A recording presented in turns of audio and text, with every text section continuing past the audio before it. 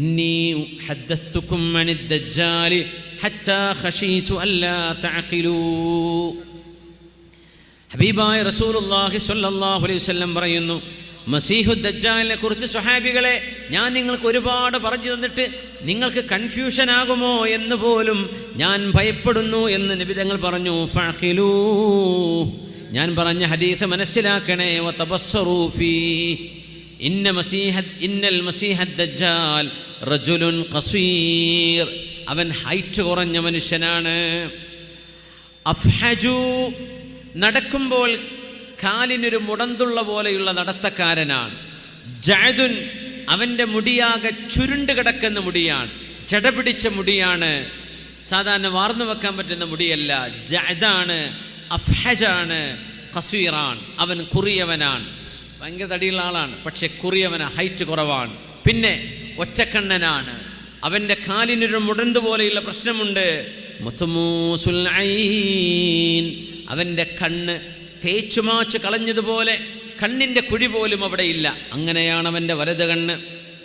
ലൈസത് B നാതിഅത്തിൻ ലാ ളാഹിറത്തിൻ വലാ ഹജ്റാ, മുന്തിരി പുറത്തേക്ക് തള്ളി നിൽക്കുന്ന പോലെ പുറത്തേക്ക് നിൽക്കുന്ന ഒരു കണ്ണാണ് അവൻ്റെ കണ്ണ്. ലവിൽ തബസൽ അംറു അലൈക്കും ഫിദ് ദജ്ജാൽ, ഈ പിശാച് വന്ന്, ഈ മസീഹുദ് ദജ്ജാൽ വന്ന് അത്ഭുതങ്ങൾ കാണിക്കുമ്പോൾ ഇത് പടച്ചവനാണ് എന്നവൻ പറയുമ്പോൾ നിങ്ങൾക്കെങ്ങാനും വല്ല സംശയവും ജനിക്കുകയാണെങ്കിൽ ഫഅലമൂ, നിങ്ങൾ അറിയണേ, അന്ന റബ്ബക്കും ലൈസ ബിഅവർ, നിങ്ങളുടെ രക്ഷിതാവായ അല്ലാഹു കണ്ണിന് കുഴപ്പമുള്ളവനല്ല, അല്ലെങ്കിൽ ഒറ്റക്കണ്ണനെന്ന ന്യൂനതയുള്ളവനല്ല. വഅന്നകും ലൻ തറൂ റബ്ബക്കും, അല്ലാഹുവിനെ ഈ ഭൂമിയിൽ വെച്ച് നിങ്ങൾക്ക് കാണാൻ കഴിയില്ലല്ലോ,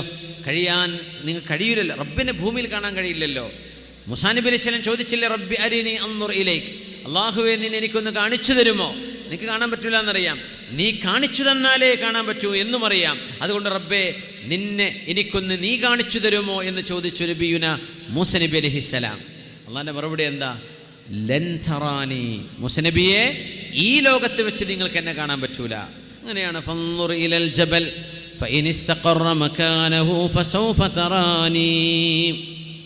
നബി ഞങ്ങൾ പറഞ്ഞു, അദ്ദജ്ജാലു അഅവറു ഹജാനുൻ അഖ്മറു കഅന്ന റഅസഹു അസ്ലുൻ, മസീഹുദ് ദജ്ജാൽ ഒറ്റക്കണ്ണനാണ്, അവൻ വെളുത്ത ശരീരമുള്ളവനാണ്, വെളുപ്പ് നിറമുള്ളവനാണ്. അഖ്മറു എന്ന് പറഞ്ഞു. കഅന്ന റഅസഹു അസ്ലുൻ, അവൻ്റെ തല കണ്ടാൽ ഒരു പാമ്പിൻ്റെ തല പോലെ തോന്നിക്കും എന്ന് നബി തങ്ങൾ പറഞ്ഞു. അഷ്ബഹുന്നാസി ബി അബ്ദുൽ ഉസ്സ ബിൻ ഖതൻ, അന്ന് ജീവിച്ചിരിപ്പോൾ ഒരാളുണ്ടായിരുന്നു, അബ്ദുൽ ഉസ്സ ബിൻ ഖതൻ എന്ന് പറയുന്ന ഒരു മനുഷ്യൻ.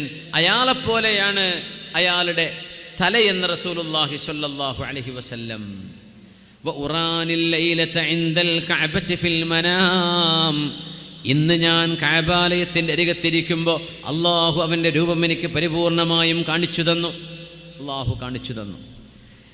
ഇവനാണ് മസീഹുദ് ദജ്ജാൽ. അതുകൊണ്ട് അള്ളാഹു ന്യൂനതയുള്ളവനല്ല, അള്ളാഹു പരിപൂർണതകളുടെ സിഫാത്തുൽ കമാൽ മുഴുവനുമുള്ളവനാണ് റബ്ബ്. അള്ളാഹുവിൻ്റെ കമാൽ മുത്ലഖ് കമാലാണ്, അള്ളാഹുവിൻ്റെ ഖുദ്റത്ത് മുത്ലഖ് ഖുദ്റത്താണ്. റബ്ബിൻ്റെ കഴിവിനതീതമായി ഒരു കഴിവും ലോകത്തില്ല. സർവ്വ കഴിവുകളെക്കാളും വലുത്, സർവ്വ ഇൽമിനേക്കാളും വലിയ ഇൽമ്, സർവ്വ സിദ്ധികളെക്കാളും ഏറ്റവും വലിയ സിദ്ധി എല്ലാം അള്ളാഹുവിൽ നിന്നുള്ളതാണ്. അതുകൊണ്ട് ആ റബ്ബ് ന്യൂനതയുള്ളവനല്ല, ഇവൻ ന്യൂനതയുള്ളവനാണ്. അള്ളാഹുവാണ് എന്നവൻ വാദിക്കുമ്പോഴും എന്തൊക്കെ മാജിക് കാണിക്കുമ്പോഴും നിങ്ങൾ ഒരിക്കലും അവൻ അള്ളാഹുവാണെന്ന് വിശ്വസിക്കരുതേ. ഇൽമ വേണം, ഫഅലമു, അറിവ് വേണം. അള്ളാഹുവിനെ മൂസ നബിക്ക് പോലും അള്ളാഹു ഈ ഭൂമിയിൽ കാണിച്ചു കൊടുത്തിട്ടില്ല. പിന്നെ എങ്ങനെയാണ് ഒരു മനുഷ്യൻ മുമ്പിൽ നിന്നിട്ട് ഞാൻ പടച്ചവനാന്ന് പറയുമ്പോൾ എങ്ങനെ വിശ്വസിക്കും? ഇന്ന ബൈന ഐനൈഹി മക്തൂബുൻ കാഫിറുൻ യഖറഉഹു കുല്ലു മുഅ്മിനിൻ കാതിബിൻ വഗൈരി കാതിബ്, അവൻ്റെ നെറ്റിത്തടത്തിൽ രണ്ട് കണ്ണുകൾക്കിടയിലായി കാഫിർ, അവൻ അവിശ്വാസിയാണ്, നന്ദികേട് ചെയ്തവനാണ്, അവൻ ദൈവനിഷേധിയാണ് എന്ന് എഴുതി വെച്ചിട്ടുണ്ട്. മൂന്ന് അക്ഷരങ്ങളുണ്ടാവും. കാഫിർ, അന്ന് പലപ്പോഴും അലിഫ് എഴുതാറില്ല, അതുകൊണ്ടാണ് കഫറ, കാഫിർ എന്നാണ് എഴുതുക, പക്ഷെ അലിഫ് കാണൂല. അലിഫ് പല ഖുർആൻ്റെ ലിപികളിൽ കാണും അലിഫ് മേലെ ചെറുതായിട്ട് കൊടുക്കുന്നത്. സമാവാത്ത് എന്നൊക്കെ എഴുതുമ്പോൾ അലിഫ് സെപ്പറേറ്റ് എഴുതൂല. അത് അറബി ലിപിയിലുള്ള ഒരു വിഷയമാണ്. പക്ഷേ അതേ വിഷയം മസീഹു ദജ്ജാലിൻ്റെ നെറ്റിയിൽ കാഫിർ എന്നാണ് ഉദ്ദേശം, പക്ഷേ കഫറാന്നേ കാണുള്ളൂ. അത് അറബ് ഭാഷ അറിയുകയും അറിയാത്തതുമായ സർവ്വവിശ്വാസികൾക്കും അത് വായിക്കാൻ കഴിയുമെന്ന് നബിയുനാ റസൂലുള്ളാഹി സ്വല്ലല്ലാഹു അലൈഹി വസല്ലം. അവൻ ഏത് നാട്ടിലാണ് വരുന്നത്, എവിടെയാണ് അവൻ പ്രത്യക്ഷപ്പെടുന്നത്? നബി തങ്ങൾ പറയുന്നു സ്വല്ലല്ലാഹു അലൈഹി വസല്ലം, ഇന്ന ദജ്ജാൽ യഖ്റുജു മിൻ അർദിൻ ബിശ്ശർഖ്, ഈസ്റ്റേൺ രാജ്യങ്ങളിൽ നിന്നാണ് വരുന്നത്. യുഖാലു ലഹാ ഖുറാസാൻ, ഖുറാസാൻ എന്നാണ് ഇതിന് പറയുക. ഈ ഖുറാസാൻ എന്ന് പറഞ്ഞാൽ എവിടെയാണെന്നറിയോ? ഷാമിൻ്റെയും ഇറാഖിൻ്റെയും പരിസര പ്രദേശങ്ങൾക്കാണ് ഖുറാസാൻ എന്ന് പറയുക. എന്ന് പറഞ്ഞാൽ സിറിയ, അത് കഴിഞ്ഞാൽ പിന്നെ ഇറാഖ്, ഇറാനിൻ്റെ പരിസര പ്രദേശങ്ങൾ, ഈ പ്രദേശങ്ങൾക്കാണ് ഖുറാസാൻ. അവിടെ നിന്നാണ് അവൻ വരുന്നത്. ഇന്നഹു ഖാരിജുൻ ഖല്ലതൻ ബൈന ശാമി വൽ ഇറാഖ്, ഇറാഖിൻ്റെയും സിറിയയുടെയും ഇടയിലുള്ള ഒരു പ്രധാന വഴിയിലൂടെയാണ് അവൻ വരുന്നത് എന്നും റസൂലുള്ളാഹി സ്വല്ലല്ലാഹു അലൈഹി വസല്ലം. യഖ്റുജു ദജ്ജാൽ മിൻ യഹൂദിയ്യത്തി അസ്ബഹാൻ. ഇത് വേറൊരു അറിവാണ്. ഇറാനിൽ ജൂതന്മാരുണ്ട്. അസ്ഫഹാൻ എന്ന് പറയുന്ന സിറ്റിയിൽ ഇപ്പോഴും ജൂതന്മാരുണ്ട്. നബി തങ്ങൾ പറയുന്നു, ഇറാനിലെ അസ്ഫഹാനിലെ ജൂതന്മാർക്കിടയിൽ നിന്നാണ് അവൻ വരുന്നത്. അതും ഹദീസിൻ്റെ ഒരു ഭാഷ്യമാണ്. അവൻ വരുന്നത് 70,000 ജൂതന്മാർ, 60,000 നേരത്തെ പറഞ്ഞു, 70,000 ജൂതന്മാർ അവൻ്റെ കൂടെ ഉണ്ടാവും. യാഖൂത്തുൽ ഹമവിയെ പോലെയുള്ള ആളുകൾ, മദീനത്തു അസ്ബഹാൻ എന്ന് പറയുന്നത് നെബുക്കദ്നേസർ എന്ന് പറയുന്ന, ബുഖ്തുനസർ എന്ന ചരിത്രത്തിൽ അറിയപ്പെടുന്ന ഒരു ക്രൂരനായ ഭരണാധികാരി ജൂതന്മാർക്കെതിരെ, ക്രൂരൻ എന്ന് പറയല്ല, ജൂതന്മാരെ അന്ന് തടവിലാക്കിയ ഒരു ഭരണാധികാരി കഴിഞ്ഞു പോയിട്ടുണ്ട്, ബുഖ്തുനസർ എന്ന് പറയുന്ന ഭരണാധികാരി. അദ്ദേഹം അവരെ ക്യാമ്പ് ചെയ്യിച്ചത് അസ്ഫഹാനിലാണ്. അവിടെ ഇപ്പോഴും ഹാറത്തുൽ യഹൂദ് എന്നറിയപ്പെടുന്ന പ്രദേശമുണ്ടെന്ന് ഭാഷാ പണ്ഡിതന്മാർ യാഖൂത്തുൽ ഹമവിയെ പോലെയുള്ള ആളുകൾ പറയുന്നുണ്ട്. ഏതായിരുന്നാലും ആ ഒരു പ്രദേശത്തു നിന്ന് അവർ വരുന്നു. ഇവിടെ ഒരു വിഷയം വരുന്നത്, ഷാം ഇന്നൊരുപാട് പ്രശ്നങ്ങൾ നമ്മൾ പത്രത്തിലൊക്കെ ഡെയിലി കാണുമ്പോൾ നമ്മൾ മൈൻഡ് ചെയ്യാണ്ടിരിക്കുകയാണ്. എപ്പോഴും പ്രശ്നങ്ങൾ നടക്കുന്നൊരു ഏരിയ അവിടെ നമുക്ക് കാണാൻ കഴിയും. ഇറാഖിൻ്റെയും സിറിയയുടെയും ഇറാനിൻ്റെയും പരിസര പ്രദേശങ്ങൾ. നബി തങ്ങൾ പറഞ്ഞു, അൽ ഫിതൻ മിൻ ജിഹത്തിൽ മശ്രിഖ്, ആ ഭാഗത്ത് നിന്ന് ഫിത്തനകൾ വരുമെന്ന് നബി തങ്ങൾ പറഞ്ഞതാണ് സ്വല്ലല്ലാഹു അലൈഹി വസല്ലം. ഖവാരിജ് വന്നത് അവിടെ നിന്നാണ്, റവാഫിദിൻ്റെ ഫിത്തനകൾ വന്നത് അവിടെ നിന്നാണ്, താർത്താരികൾ പടയോട്ടം നടത്തിയത് ആ ഭാഗത്താണ്. നമ്മുടെ ഈ കാലഘട്ടത്തിലും നമുക്ക് മുമ്പും ഒരുപാട് യുദ്ധങ്ങൾ അവിടെ കഴിഞ്ഞു പോയിട്ടുണ്ട്. ആ യുദ്ധങ്ങളെയൊക്കെ അതിജയിച്ചിട്ടാണ് ഖുർആൻ ബാക്കിയായത് എന്നുകൂടെ ഞാൻ ചേർത്ത് പറയണേ. മുസ്ലിം ലോകത്ത് ഒരുപാട് ഫിത്തനകൾ ഉണ്ടായിട്ടുണ്ട്, ഒരുപാട് യുദ്ധങ്ങൾ ഉണ്ടായിട്ടുണ്ട്. ആയിരക്കണക്കിന് ലക്ഷക്കണക്കിന് ആളുകൾ കൊല ചെയ്യപ്പെട്ട യുദ്ധങ്ങൾ ഉണ്ടായിട്ടുണ്ട്. മുസ്ലിമീങ്ങളുടെ കിതാബുകൾ മുഴുവനും ടൈഗ്രീസ് നദിയിലും യൂഫ്രട്ടീസ് നദിയിലും മുക്കിക്കളഞ്ഞ് ഇറാഖിലെ മഹാ ലൈബ്രറികളെ ശൂന്യമാക്കി കളഞ്ഞ യുദ്ധങ്ങൾ കഴിഞ്ഞു പോയിട്ടുണ്ട്. എന്നാൽ അന്നത്തെ അതേ ഖുർആനാണ് ഇപ്പോഴും നമ്മുടെ കയ്യിലുള്ളത്. ഖുർആനിൻ്റെ ഒരക്ഷരം ഏറുകയോ കുറയുകയോ ചെയ്തില്ല. ഇന്നും പഴയ ഏൻഷ്യൻ്റ് മാനുസ്ക്രിപ്റ്റ്സ്, ഖുർആനിൻ്റെ ലിപികൾ ലഭ്യമാണെന്ന് യുനെസ്കോ അംഗീകരിച്ച ഒരു മുസാഫിൻ്റെ ലിപിയുണ്ട്. ടാഷ്കൻഡിലെ ഇമാം ഖഫാൽ മ്യൂസിയത്തിലുണ്ട് ഉസ്ബെക്കിസ്ഥാനിൽ. അത് യുനെസ്കോ സ്റ്റാമ്പ് ചെയ്തതാണ്. ഇത് ഒറിജിനലാണ്. ഉസ്മാൻ റളിയല്ലാഹു അൻഹു ഓതിയ മുസ്ഹഫ് ഇന്ന് ലഭ്യമാണ്. 6 or 7 1300 400 കൊല്ലം പഴക്കങ്ങളുള്ള ഗ്രന്ഥങ്ങൾ, ഖുർആനിൻ്റെ കോപ്പികളുണ്ട്. അതൊക്കെ വെച്ച് ഇന്നൊരു ഒരു മുസ്ലിം പണ്ഡിതൻ, അദ്ദേഹം മരിച്ചുപോയി അടുത്ത കാലത്ത്, അദ്ദേഹത്തിൻ്റെ 10 വർഷത്തെ ഒരു രചന, 10 വർഷത്തെ അദ്ദേഹത്തിൻ്റെ ഒരു പഠനം നടന്നിട്ടുണ്ട്. വിശുദ്ധ ഖുർആനിനെ ഇന്നത്തെ മുസ്ഹഫിലുള്ള വരികളും റസ്മുൽ ഉസ്മാനി വരികളും ഈ 10-16 മുസ്ഹഫുകളുടെ വരികളും എങ്ങനെയാണ് ആ വാക്ക് സുബ്ഹാനല്ലദി അസ്റാ ബിഅബ്ദിഹി ലൈലൻ മിനൽ മസ്ജിദിൽ സൂറത്തുൽ ഇസ്രാ അദ്ദേഹം തുടങ്ങിയത്. ആ സുബ്ഹാന എങ്ങനെ ഓരോ കിതാബിലും എങ്ങനെ സുബ്ഹാന എഴുതിയത്. 1400 കൊല്ലം പഴക്കമുള്ള ഫതുഹും കസറും പുള്ളിയൊന്നുമില്ലാത്ത ഉസ്മാനി മുസ്ഹഫുണ്ട് താഷ്കൻഡിലെ. ആ മുസ്ഹഫിൽ എങ്ങനെയാണ് സുബ്ഹാന എഴുതിയത്. അതിനുശേഷം വന്ന മുസ്ഹഫ്, അങ്ങനെ ഇന്ന് 21-ാം നൂറ്റാണ്ടിലുള്ള മുസ്ഹഫ് ഒരു അക്ഷരത്തിന് പോലും ഒരു കുറവ് വരാതെ, ഏറെയും കുറവുമില്ലാതെ ഖുർആൻ സംരക്ഷിക്കപ്പെട്ടിട്ടുണ്ട്. ഈ സർവ്വയുദ്ധങ്ങൾക്കിടയിൽ എല്ലാ കിതാബുകളും നശിച്ചിട്ടുണ്ട്, പക്ഷേ ഖുർആൻ നശിച്ചു പോയിട്ടില്ല. ഖുർആനിനെ ഇന്നാ നഹ്നു നസ്സൽന ദിക്റ വ ഇന്നാ ലഹു ലഹാഫിദൂൻ, ഖുർആനിനെ നാമാണ് ഇറക്കിയത്, നാം അത് സംരക്ഷിക്കുമെന്ന് അള്ളാഹു അണ്ടർടേക്ക് ചെയ്ത ആ ഒരു സത്യം ഇന്നും നിലനിൽക്കുന്നത്. ഇന്ന് ഈ പറയുന്ന ഒരു ഗ്രന്ഥം, ഒരു മുസാഫ് ഇറങ്ങിയിട്ടുണ്ട്, ഇജാസുൽ ഖുർആനി അത്തസ്വീരി. ഖുർആനിൻ്റെ ഈ കോപ്പികൾ അദ്ദേഹം സ്കാൻ ചെയ്ത കോപ്പികളായിട്ടാണ് വെച്ചിട്ടുള്ളത്. ഒരു എഴുത്ത് അദ്ദേഹത്തിൻ്റെ കൈകൊണ്ടല്ല. ഓരോ മുസാഫിൻ്റെയും സ്കാൻ കോപ്പികൾ, ഓരോ ആയത്തും എങ്ങനെയാണ്. അതുകൊണ്ട് വാക്കുകൾ സംസാരിക്കേണ്ട ആവശ്യമില്ല. ഓരോ വാക്കുകളും മറിച്ചു നോക്കിയാൽ അതിൻ്റെ റെഫറൻസ് ഗ്രന്ഥമായ മുസാഫ്. ഇന്ന് ബ്രിട്ടീഷ് ലൈബ്രറിയിൽ ഒരു കിതാബ്, ഒരു ഖുർആനുണ്ട് അദ്ദേഹം ഉദ്ധരിച്ചതിൽ. പോയിട്ട് പരിശോധിക്കാവുന്നതാണ്. ഖുർആൻ ഏറ്റക്കുറച്ചിലുണ്ട് എന്ന് പറയുന്ന ആളുകൾക്ക് വായടപ്പൻ മറുപടി നൽകുന്ന ഒരു ഗ്രന്ഥമാണത്.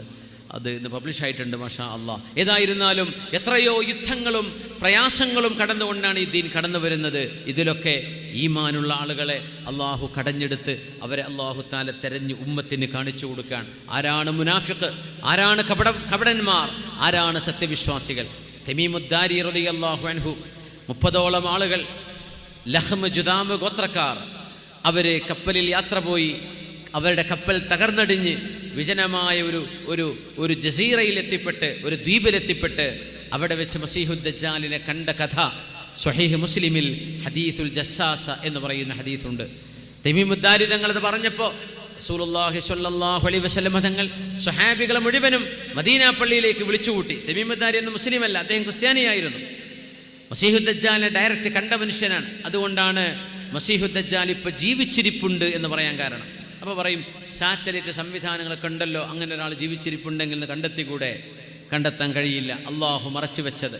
ഇന്ന് മനുഷ്യൻ ഇന്നും എത്തിപ്പെടാത്ത എത്രയോ സ്ഥലങ്ങളുണ്ട്. മനുഷ്യന് കാലുകുത്താൻ പറ്റാത്ത ഇടങ്ങൾ, എത്ര ഗുഹകളും എത്ര മലനിരകളും എത്ര കാടുകളുമുണ്ട്. ഇന്ന് മലേഷ്യൻ ഫ്ലൈറ്റ് 10-200 ആളെയും കൊണ്ടുപോയിട്ട് എത്ര കാലം കഴിഞ്ഞിട്ടാണ് അതിൻ്റെ ട്രേസസ് കിട്ടിയത്? നമ്മൾ പറയും ഭൂമി മുഖത്ത് നമ്മൾ അരിച്ചു പൊറുക്കി കഴിഞ്ഞു, ഇപ്പോൾ ചൊവ്വയും ചന്ദ്രനും മേലോട്ടാണ് നോക്കുന്നത്. ഭൂമിയിൽ 100-300 ആളുകൾ യാത്ര ചെയ്ത് അങ്ങ് മുങ്ങിപ്പോയി, ഒരു ട്രേസും ഒരു വിവരവുമില്ലാതെ പോയ ആ ഒരു ഫ്ലൈറ്റ് എവിടെയാ വീണത് എന്ന് കണ്ടുപിടിക്കാൻ കൊല്ലങ്ങളെടുത്തു. എന്നിട്ടൊന്നും കിട്ടിയിട്ടില്ല. അവിടെ ആയിരിക്കും വീണതെന്ന് പറയണം. ഒരു ട്രേസും കിട്ടാനില്ല, അതിൻ്റെ അവശിഷ്ടങ്ങൾ പോലും കിട്ടുന്നില്ല. സുബ്ഹാനല്ലാഹ്, എന്തോ ചില പൊടികളൊക്കെ കിട്ടിയെന്നല്ലാതെ.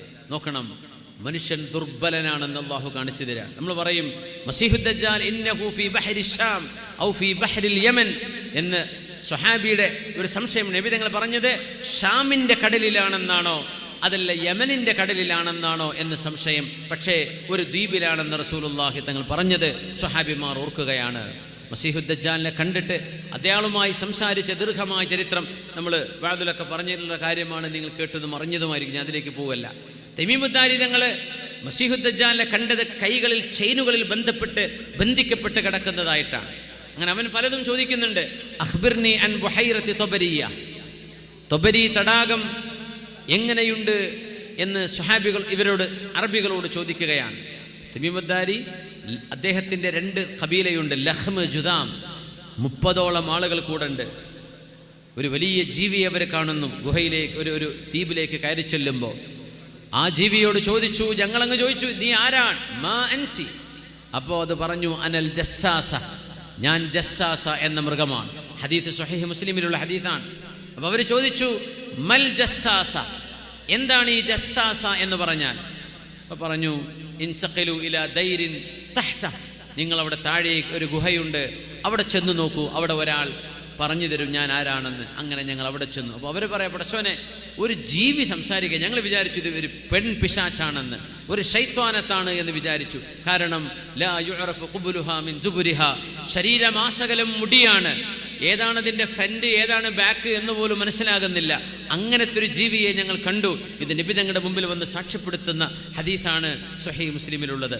അങ്ങനെ അവർ ചെന്നപ്പോൾ അവിടെ മസീഹുദ് ദജ്ജാലിനെ കണ്ടു. അത് അവസാനം പറഞ്ഞത്, നീ ആരാണെന്ന് ചോദിച്ചു. അപ്പം പറഞ്ഞു, ഞാൻ ആരാണെന്ന് പറഞ്ഞുതരാം, നിങ്ങൾ ആരാണെന്ന് എനിക്ക് പറഞ്ഞു തരൂ.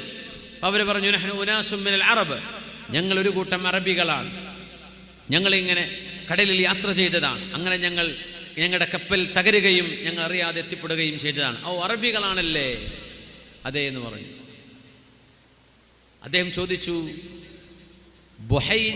തൊബരി തടാകം നിങ്ങൾക്കറിയുമോ? ബുഹൈറത്ത് തൊബരിയ. അവർ പറഞ്ഞു, അറിയാം. അവിടെ വെള്ളമുണ്ടോ എന്ന് ചോദിച്ചു. ആ, വെള്ളമുണ്ട്. ഇഷ്ടം പോലെ വെള്ളമുണ്ടല്ലേ? ഉണ്ട്. എന്നാൽ ഒരു സമയം വരും, തൊബരി തടാകം മുഴുവൻ വറ്റി വരണ്ടു പോകും. ഏതായി തൊബരി തടാകം എന്നറിയോ? ഇന്ന് ഫലസ്തീനിൻ്റെ ഭാഗം ഇസ്രയേൽ കൈയടക്കി വെച്ചിട്ടുള്ള, ഇസ്രയേലിൻ്റെ കൺട്രോളിൽ കിടക്കുന്ന സീ ഓഫ് ഗലീലി എന്ന് പറയുന്ന, സീ ഓഫ് ഗലീലി എന്ന് ഇംഗ്ലീഷിൽ പറയാം, തൊബരി തടാകമാണ്. അത് ശുദ്ധജല തടാകമാണ്. കടലെന്ന് പറയാം, ഗലീലി കടൽ. അത് കടലല്ല, ശരിക്കും തടാകമാണ്. ചാവുകടൽ പോലെ.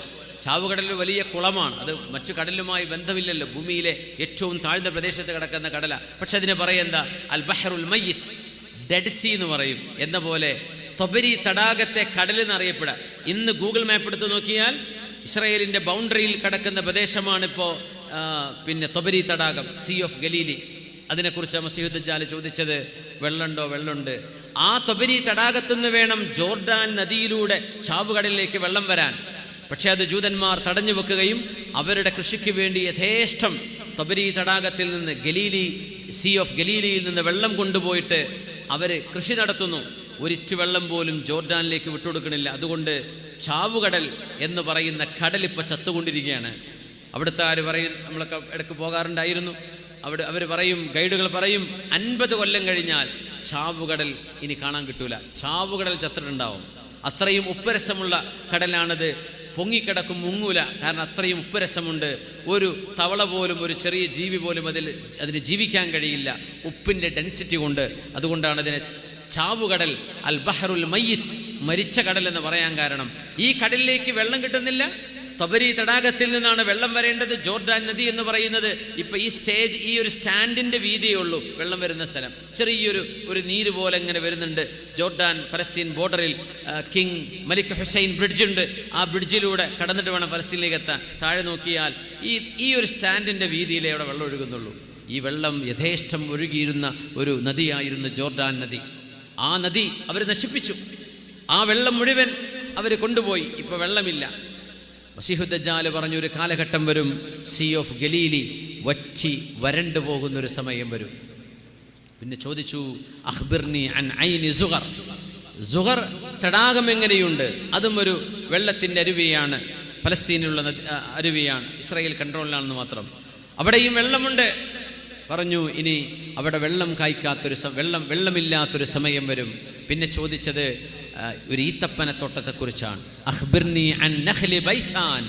ബൈസാൻ ഈത്തപ്പന തോട്ടത്തെക്കുറിച്ച് പറഞ്ഞു തരൂ. ഫലസ്തീനിൻ്റെ താഴ്വരകളിൽ കാണുന്ന പ്രദേശമാണത് ബൈസാൻ ഈത്തപ്പന തോട്ടങ്ങൾ. അവിടെ കായ്ക്കനികളുണ്ട്, എന്നാൽ ഒരു ഈത്തപ്പഴം പോലും കായ്ക്കാത്ത സമയം വരും എന്നൊക്കെ പറഞ്ഞിട്ട് ഇയാൾ ചോദിച്ചു, അക്ഷരാഭ്യാസമില്ലാത്ത ആളുകളിലേക്ക് നിയുക്തരായ അന്ത്യപ്രവാചകരെ കുറിച്ച് നിങ്ങൾ എന്നോട് പറഞ്ഞു തരൂ. അഖ്ബിറൂനി അൻ നബിയിൽ ഉമ്മിയീൻ.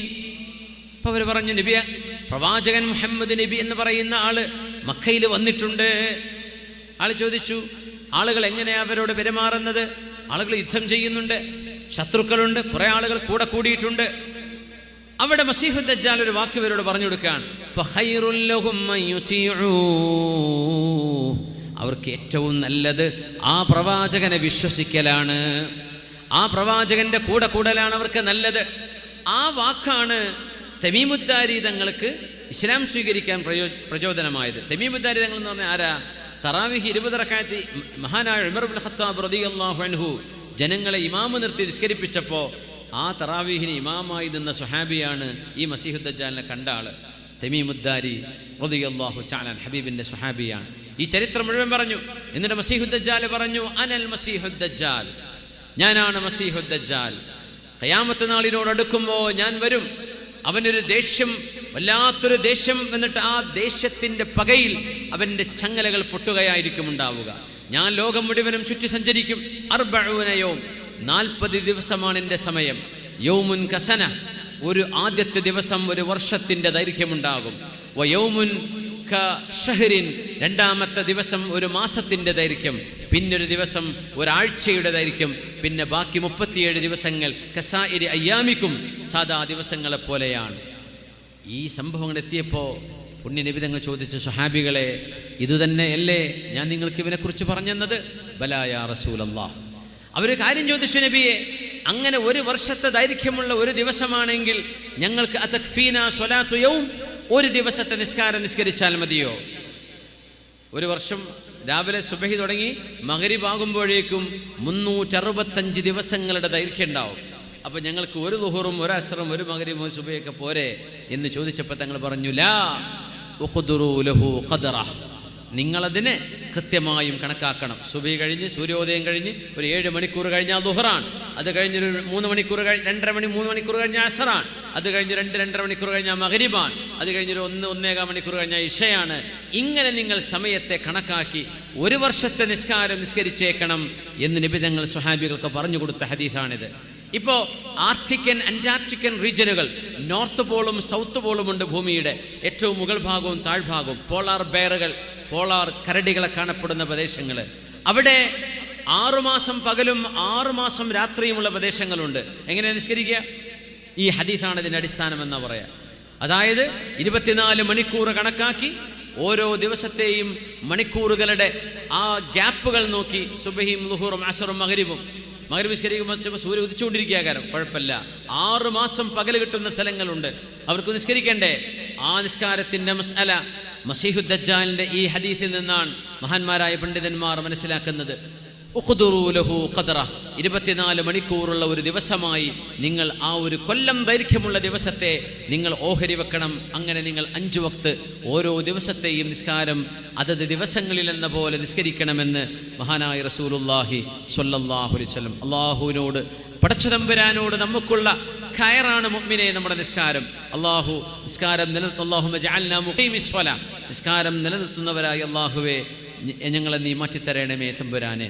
മുഅ്മിനീങ്ങളെ, സമയം വൈകുന്നുണ്ട്, ഞാൻ അവസാനിപ്പിക്കുകയാണ്. ഒരല്പസമയം കൂടെ ചൂടുക്കണ്ട,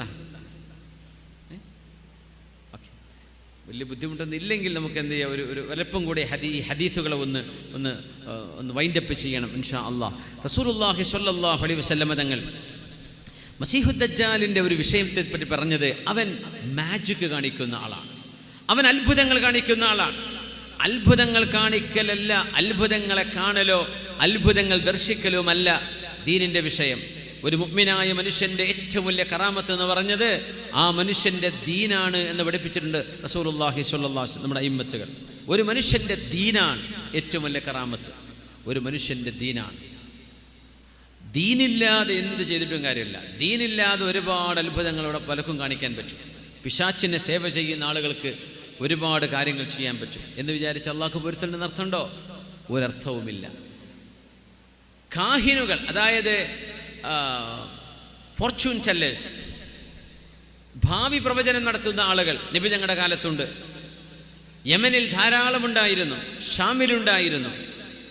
പക്ഷേ നബി ഞങ്ങൾ പറഞ്ഞു, മൻ അതാ കാഹിനൻ ഔ അറാഫൻ ഫസദ്ദഖഹു മാ യഖൂലു ഫഖദ് കഫറ ബിമാ ഉൻസില അലാ മുഹമ്മദിൻ സ്വല്ലല്ലാഹു അലൈഹി വസല്ലം.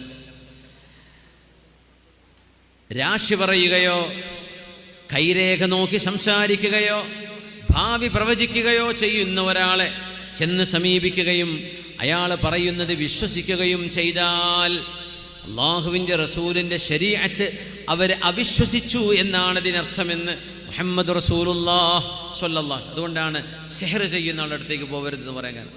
സിഹ്ർ ചെയ്യലാരാ? ഉപദ്രവം ചെയ്യുക. എൻ്റെ അയൽവാസി ഗൾഫ് പോയിട്ടുണ്ട്, ഓൻ തല കുത്തിങ്ങോട്ട് തിരിച്ചു വരണം, എന്തെങ്കിലും പണിയെടുക്കണം, 500 ഉറുപ്പിക എടുക്കുക. ഇത് ചെയ്തു കൊടുക്കുന്ന ആളുകളുണ്ട്. മുസ്ലിം പേരുള്ള ആൾക്കാർ ചെയ്യുന്നുണ്ട്, പിന്നെ മുസ്ലിമീങ്ങളല്ലാത്തവർ ചെയ്യുന്നുണ്ട്. അവർക്ക് പിന്നെ അതൊന്നും പ്രശ്നമില്ലല്ലോ.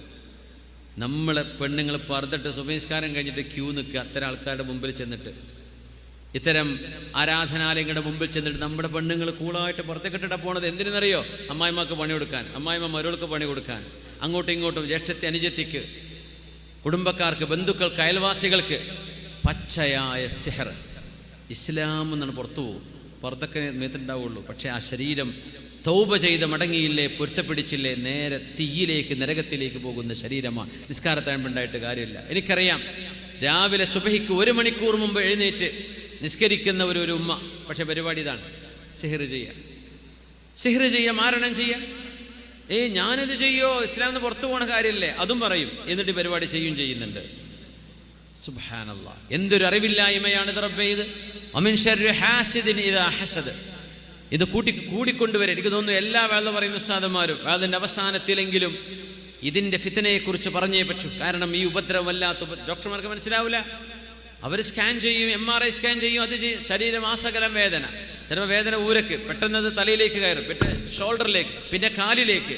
സ്ഥിരതയില്ലാത്ത ഓടിക്കൊണ്ടിരിക്കുന്ന വേദന. കാരണം എന്തെന്നറിയില്ല. എന്ത് തൊട്ടാലും മുടക്ക്, എന്ത് കാര്യങ്ങൾ ചെയ്താലും മുടക്ക്. ഇതൊക്കെ പറയുമ്പോൾ ചൂഷണം ചെയ്യാൻ, മുഅ്മിനീങ്ങളെ ചൂഷണം ചെയ്യാൻ ആളുകൾ വരും. ഞങ്ങൾക്കത് മാറ്റിത്തരാൻ പറ്റും, 10,000 വെക്കണം, 20,000 ചെലവ് വരും, 5 ലക്ഷം വരും ചെലവ്. അവർ തന്നെ കള്ളന്മാരാണ്. കാരണം ഇത് മുഅ്മിനീങ്ങൾക്ക് വന്നൊരു വിഷമം. അള്ളാഹുവിൻ്റെ ദീനിലുള്ള ദുആഉം റുഖിയയും ചെയ്ത് ചികിത്സിക്കേണ്ട ഒരു കാര്യത്തിന് കാശ് ചോദിക്കാൻ പാടില്ല എന്നാണ്. പിന്നെ പോകുന്ന ബുദ്ധിമുട്ടുള്ള ആള് രോഗി, അവരുടെ രോഗത്തിന് പരിഹാരമാകുമ്പോൾ ചികിത്സ ചെയ്യുമ്പോൾ അവർക്ക് എന്തെങ്കിലും ഹദിയ സമ്മാനം കൊടുത്തു, കുഴപ്പമില്ല, അതൊരു മാന്യതയാണ്. നിങ്ങൾക്ക് വേണ്ടി സമയം ചെലവഴിക്കുമ്പോൾ അവർക്കൊരു സന്തോഷം അങ്ങോട്ട് കൊടുക്കുന്നത് നല്ലതാണ്, അത് ചെയ്തേ പറ്റും. പക്ഷേ അത് വാങ്ങി അത് ചോദിക്കുകയോ കണക്ക് പറയുകയോ അതിനെ സംബന്ധിച്ച് ചർച്ച ചെയ്യുകയോ ഇത് ചെയ്യുന്ന ചികിത്സ ചെയ്യുന്ന ആളുകൾ ചെയ്താൽ അവരുടെ ചികിത്സയിൽ ഫലമുണ്ടാവില്ലെന്നാണ്. ആളുകൾ ഇങ്ങനെ ഓടുകയാണ്. ഇത്തരം ആളുകൾ വർദ്ധിച്ചുകൊണ്ടിരിക്കുകയാണ്. തൊൽസമാത്ത് എന്ന് പറയുന്നത് ഇതിൽ പച്ച സിഹർ വരെ ഉണ്ടാവും. തൊൽസമ മൻ വാഫഖ ഖത്തുഹു, ഒരു കാന നബിയ്യുൽ അംബിയാ യഖുത്ത്, അമ്പിയാക്കന്മാരിൽ ഇങ്ങനെ വരകൾ വരച്ചിരുന്നൊരു നബി ഉണ്ടായിരുന്നു എന്ന് ഒരു ഹദീസോ അസറോ കാണാറുണ്ട്. നമ്മുടെ ആലിമീങ്ങൾ കഥ പറയാം. ആ ഒരു ഖത്തുമായി യോജിച്ചു വന്നാൽ അത് കറക്റ്റ് തന്നെ, അല്ലെങ്കിൽ നമുക്കറിയില്ലല്ലോ ഏതാണ് യോജിക്കുന്നത് ഏതാണ് യോജിക്കാത്തത്. ഏതെങ്കിലും തൊൽസമാത്തിൻ്റെ കിതാബ് എടുത്ത് വെച്ചിട്ട് വര തുടങ്ങും. ഈ വരയിൽ പിശാച്ചിൻ്റെ പേരും സേവയും അടക്കമുള്ള വിഷയങ്ങൾ വരും. അതാ മടക്കി പിടിച്ച് കൊടുക്കുക. പച്ചയായ സിഹറല്ലേ. ചിലർ അതിലും അപ്പുറം. പിന്നെ നിങ്ങളുടെ ഈ സിഹർ തീരണമെങ്കിൽ ഇന്നാലിന്ന ദൈവത്തിന്, ഇന്നാലിന്ന ദേവിക്ക് നിങ്ങൾ ഇന്ന കാര്യങ്ങൾ ചെയ്തേ പറ്റൂ. നമ്മൾ ഇസ്ലാം പറയാണ്, എല്ലാ മതങ്ങളെയും ബഹുമാനിക്കണം, ആദരിക്കണമെന്ന് പറഞ്ഞ മതമാണ് ഇസ്ലാം. ആരോട് നമുക്ക് ഒരു വിദ്വേഷമോ ഒരു പകയോ ഒന്നും പാടില്ല. സ്നേഹവും ബഹുമാനവും ആദരവും തന്നെയാണ്. പക്ഷേ ഒരു മുഅ്മിനായ മനുഷ്യൻ്റെ ഈമാൻ വലിയ ഗൗരവമുള്ള വിഷയമാണ്. അള്ളാഹുവേതര വിഷയങ്ങളെ നമ്മൾ സമീപിക്കുകയാണെങ്കിൽ ഇസ്ലാം എന്ന് പുറത്തു പോകും. മരിക്കുമ്പോൾ ഈമാൻ കിട്ടൂല. അതുകൊണ്ട് മുഅ്മിനെ ആരെയും ബുദ്ധിമുട്ടാക്കുന്നതിനെ കുറിച്ച് ആലോചിക്കല്ലേ. നിങ്ങൾ ആർക്ക് വേണ്ടിയാണോ ഈ പണികൾ ചെയ്യുന്നത് ആ പണി നിങ്ങളിലേക്ക് തിരിച്ചു വരും, അത് നിങ്ങൾക്ക് തിരിച്ചടിക്കും. മുഅ്മിനീങ്ങളെ തൊട്ട് കളിക്കരുത്. മുഅ്മിനീങ്ങൾ സൂറത്തുൽ ബഖറയും ആയത്തുൽ കുർസിയും അതുപോലെ തന്നെ ഹിഫ്ദിൻ്റെ ആയത്തുകളും ഔറാദുകളും വിർദുകളും ഔറാദു സ്വബാഹി വൽ മസാ, അദ്കാറു സ്വബാഹി വൽ മസാ, ഇതൊക്കെ ഓതുന്ന മുഅ്മിനീങ്ങളായിരിക്കും. അവരോട് കളിച്ചു കഴിഞ്ഞാൽ, അല്ലെങ്കിൽ ദിക്റോ ഖുർആനൊക്കെ കുറഞ്ഞ ആളുകൾ പെട്ടെന്ന് ഫലിക്കും. ഉപദ്രവങ്ങളുണ്ടാകും. ഒരു മനുഷ്യൻ ഉപദ്രവിച്ച് പ്രയാസപ്പെട്ട് കാണുന്നത് സന്തോഷിക്കാൻ ഒരു ഈമാനുള്ള മനുഷ്യന് കഴിയുമോ? അതല്ല അയൽവാസിയും കുടുംബമൊക്കെ ആവുന്നത്. ഈമാനുണ്ടെങ്കിൽ പറ്റുമോ? ചോരബന്ധമുള്ള ആളുകൾ, അയൽപക്ക ബന്ധമുള്ള ആളുകൾ, കുടുംബക്കാര് എങ്ങനെയാ ഇങ്ങനെ സ്വന്തം കൂടപ്പറപ്പുകളെ ബുദ്ധിമുട്ടാക്കുന്നത്, ഉപദ്രവിക്കുന്നത്? ഒരു മുഅ്മിൻ ചെയ്യാൻ പാടില്ല. അതുകൊണ്ടാണ് മിൻ ശർരി ഹാസിദിൻ ഇദാ ഹസദ് ഖുൽ അഊദു ബിറബ്ബിൽ ഫലഖ് മിൻ ശർരി മാ ഖലഖ് വമിൻ ശർരി ഗാസിഖിൻ ഇദാ വഖബ് വമിൻ ശർരി നഫ്ഫാഥാതി ഫിൽ ഉഖദ്. അതിനർത്ഥം കെട്ടുകളിൽ ഊതുന്ന നഫ്സുകളിൽ നിന്ന് റബ്ബേ കാവൽ തരയണമേ. കെട്ടിട എന്ന് പറഞ്ഞാൽ സിഹർ ചെയ്യുക. അവിടെ നഫ്ഫാഥാത്ത് എന്ന് പെണ്ണുങ്ങളുടെ ഒരു പ്രയോഗമുണ്ട്. അവിടെ സ്ത്രീലിംഗമാണത് നഫ്ഫാഥാത്ത്.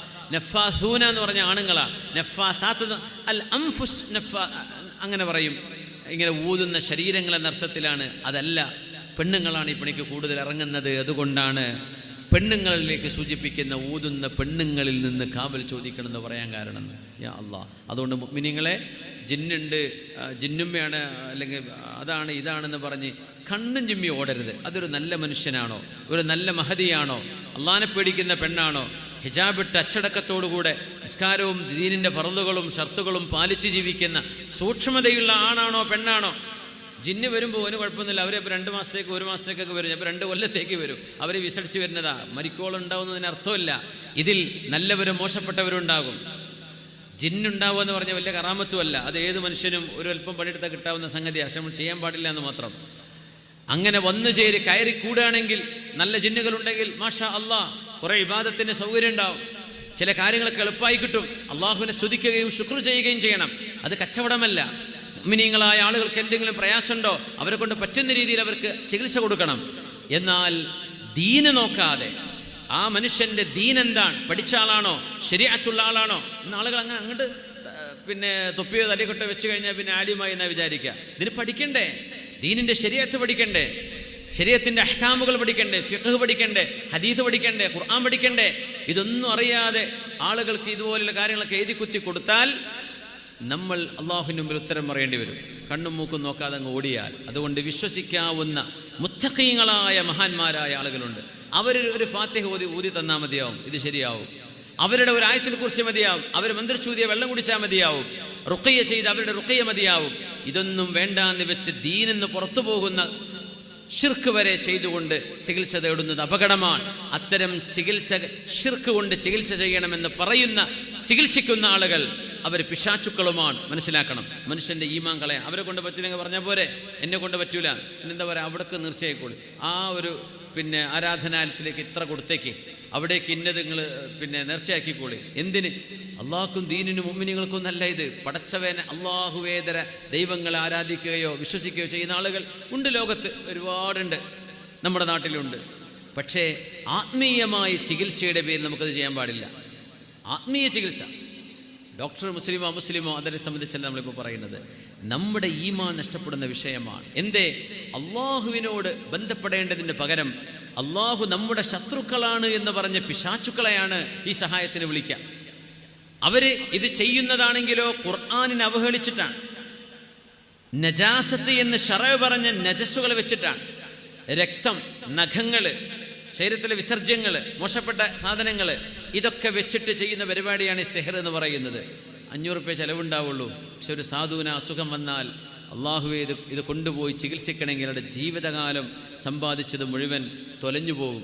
കുറേ ഓടും, കിട്ടൂല. അവിടെ പോകും, ഇവിടെ പോകും, ഇങ്ങോട്ട്. അപ്പോൾ വേറെ ആളുണ്ട്, അവിടേക്ക് ചെല്ലും. ഇങ്ങനെ ആ പാവം കടന്ന് കഷ്ടപ്പെടാൻ നബി ഞങ്ങൾ പറഞ്ഞു, വൻപാപങ്ങളിൽപ്പെട്ട വൻപാപമാണ് സിഹർ. വൻപാപങ്ങളിൽപ്പെട്ട വൻപാപമാണ്. അതുകൊണ്ട് ഇത് ചെയ്ത മുഴുവൻ ആളുകളും, ആരെങ്കിലും ഇത് കേൾക്കുന്നവർ, ഇനി പിന്നീട് കേൾക്കുന്നവർ സിഹർ ചെയ്തിട്ടുണ്ടോ, ആർക്കെങ്കിലും എതിരെ ഉപദ്രവം ചെയ്യാൻ ആരെങ്കിലും സമീപിച്ചിട്ടുണ്ടോ, ആ മനുഷ്യനോട് പൊരുത്തപ്പിടിച്ചേക്ക്, അള്ളാഹുവിനോട് തൗബ ചെയ്ത് മടങ്ങിയേക്ക്. ഇസ്ലാമെന്ന് പുറത്തു പോയിട്ടുണ്ട്. അതുകൊണ്ട് ഷഹാദത്ത് കലിമ ചൊല്ലിയിട്ട് ഈമാൻ പുതുക്കിക്കോളി, അമലുകൾ ചെയ്തേക്ക്. നഷ്ടപ്പെട്ടു പോയ അമലുകൾ അള്ളാഹു വിട്ടേണ്ടി വരും. അതാണ് ഇസ്ലാമെന്ന് പുറത്തു പോയാലുള്ള പ്രശ്നം. പ്രായപൂർത്തി ആയേടം മുതൽ നമ്മുടെ നിസ്കാരവും നോമ്പും അള്ളാഹു വിട്ടേണ്ടി വരും.